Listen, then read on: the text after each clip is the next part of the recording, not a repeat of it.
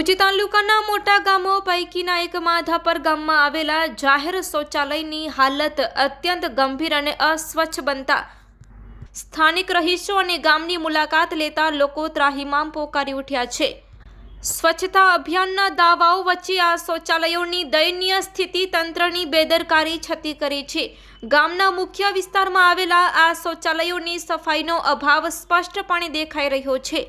શૌચાલયોની અંદર અને બહાર ગંદકીનું સામ્રાજ્ય છવાયું છે।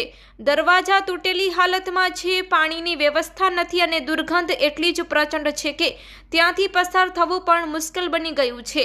આસપાસના વિસ્તારમાં પણ ગંદુ પાણી ભરાઈ રહેવાથી મચ્છરોનો ઉપદ્રવ વધ્યો છે, જેના કારણે રોગચાળાનો ભય પણ સતાવી રહ્યો છે। સ્થાનિકોના જણાવ્યા અનુસાર આ શૌચાલયોની સફાઈ નિયમિતપણે થતી નથી।